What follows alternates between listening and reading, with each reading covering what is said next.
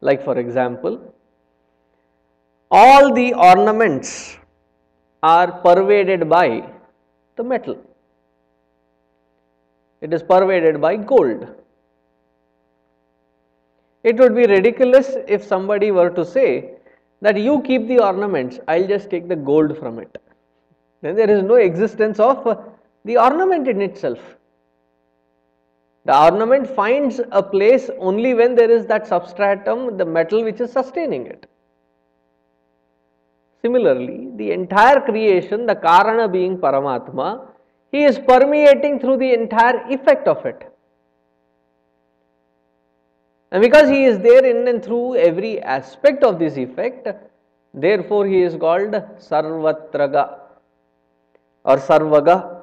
Sarvaga, the one who is the cause of everything, therefore Gacchati iti, he is there everywhere. And how is he there everywhere? Sarvavit. He is not there as an inert aspect of this creation. He is in fact there in the entire creation as Sarvavit.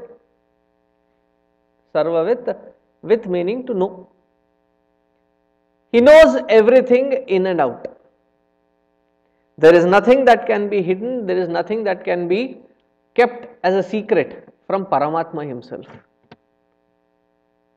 If something happens in your house, can it be kept a secret? Especially with the kids. More so when there are kids. And the parents have this, throw a surprise party. And the kid, in their own innocence, they blurt it out. Can anything be kept a secret? Very difficult. You have to be extremely cautious to keep it a secret. In our own house, in a limited way, we tend to come to know of everything. And that too not being every aspect of the house. Now imagine when every aspect of this creation is an expansion of Paramatma or expression of Paramatma, and he is the conscious aspect of it and not the inert aspect. So in and through every aspect of this creation, who is constantly watching the creation? Which is us all. A Paramatma who is constantly watching. And Paramatma does not require eyes to watch. There is a little resound, if you can reduce. There is a little resound, if you can reduce. So Paramatma, as we saw yesterday, Bahushiraha, the one who is behind all these different heads, and then he takes avatara. He does not need to take an avatar as a form, even as the formless, even in through the matter world, the only one that is being conscious, the one who is expressing consciously, is that Paramatma alone. So literally there is nothing that can be kept as a secret from that all-knowing Paramatma, because he is all pervasive and he is all-knowing. Sarvavit Sarvagaha. Sarvavit Bhanuhu. Sarvavit Bhanuhu, Bhati iti Bhanuhu. Why is the sun called as Bhanu? Bhati iti Bhanuhu. Bhati, that which illumines. And the sun does an amazing job of impartial illumining. Somebody praises the sun, so he does not change his direction and start glowing there only. Or somebody praises the sun for certain kinds of rays and he starts emitting only those kinds of rays. Equally the sun is pervasive and equally it is glowing impartially. It illumines Gangaji with the same illumination as it would illumine any other dirty waters. It does not say, these dirty waters, I refuse to illumine this. Impartially. Now even inside, there are lots of thoughts that are flowing in and out. Just because there are those thoughts, just because there are those feelings, we need not act upon them. And the moment we can disidentify from us, from ourselves, from that flow of thoughts, the virtue of the thought doesn't matter at all. In fact, from the highest state of spirituality, the virtue of the thought is not at all a matter. What matters is, are we identified with the thought or not identified with that thought? Whether it is a good thought or a bad thought, if you are identified with it, it is not called a spiritual evolution. Hey Ram.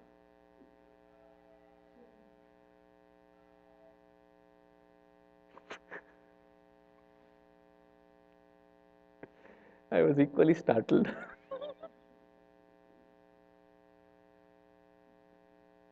Where did this train suddenly come in from? Sri Krishna.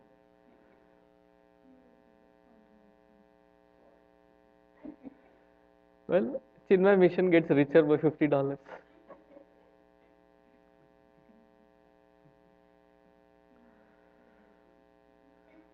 Okay, getting back to the thought.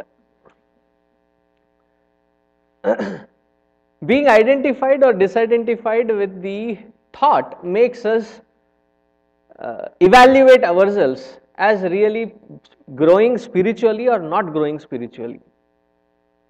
The virtue of the thought or the content of the thought does not actually matter. As the sun illumines everything, good, bad, ugly, from the sun's perspective, it does not evaluate from that perspective. It just illumines. Similarly, the inner consciousness which illumines both the good, bad or the indifferent thoughts, just because their presence, we don't need to be fluttered and getting flabbergasted with the presence of the thought. And when many people tell that when about their own minds, oh, there are lots of dirty thoughts. Does it really matter? If you know how to disidentify from them and watch it. The problem is we get identified with that dirt, and that is what scares us.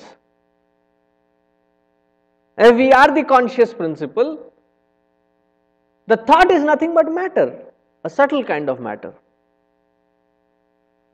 And the moment we understand that it is just matter, and matter does not matter, all that we have to do is watch it.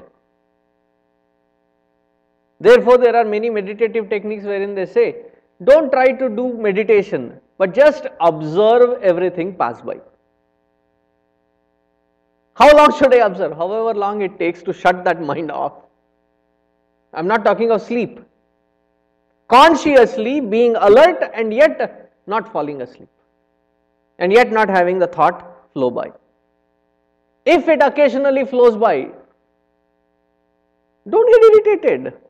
Because the moment you get irritated, it is a sign of identification. Or don't get elated either. Wow, today I did not get identified with anything. That thought also is an identification of another thought process. Just witness it. Because you are the conscious principle which enlivens that thought, enlivens that matter.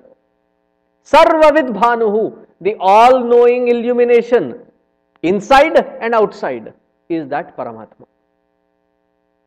Sarvagaha Sarvavid Bhanuhu. Vishvakseno Janardanaha. Vishvaksenaha. There are many of these Rakshasas who have grown up, who have been created by Paramatma, but they turn against that Paramatma. They are the expressions of Paramatma. As Kashyapa Muni had two wives, Diti and Aditi. Those who are born to Aditi, they are called the Adityas. Dvadasha Aditya.